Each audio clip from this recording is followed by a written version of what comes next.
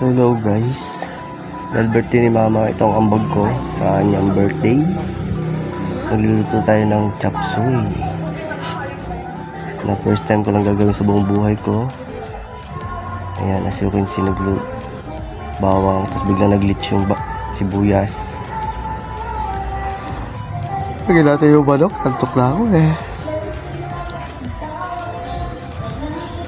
Yan, diba ang tagal? Fast forward na yan.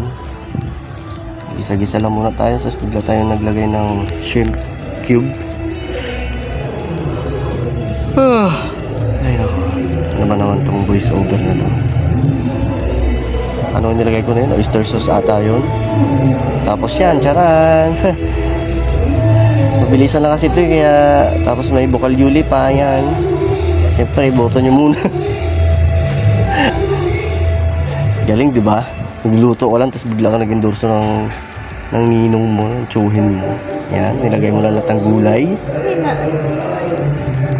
Yan, gisa-gisa lang ulit. Nakalimutan ko lagay yung ano dyan, yung atay. Nahuli, buti na lang naihahabol siya. Gisa-gisa lang, tapos biglang dumating yung broccoli, hindi mo malaman kung saan ang galing yan, di ba? Galing kasi nung nagbibideo sa akin eh.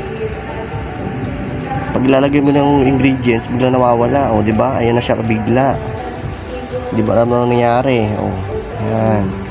Ang ating pechay bagyo, tapos ang ating repolyo. Tapos halo-halo lang. Ating ibon. Ay, paminta yun, buds. Paminta. Tapos lagay tayo ng magic sarap kahit hindi tayo sponsored. Tapos cornstarch. Kasi yeah, quail eggs at ang ating atay at balunan. Actually, napanood ko lang yan sa sa TikTok. 2 beses ko siyang pinanood. Tapos medyo nagsingin agad siya kasi meron akong photographic memory. At nabidyoan pa nga ako. Ay. Tapos charan, bye-bye.